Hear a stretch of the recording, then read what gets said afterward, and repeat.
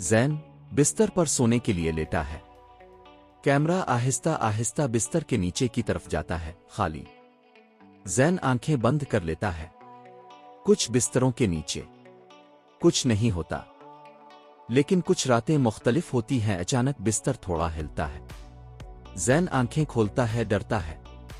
बिस्तर के नीचे झांकता है, वहां खुद जैन लेटा हुआ नजर आता है।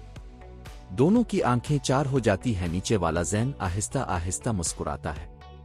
ऊपर वाला जैन खौफ से पीछे हटता है।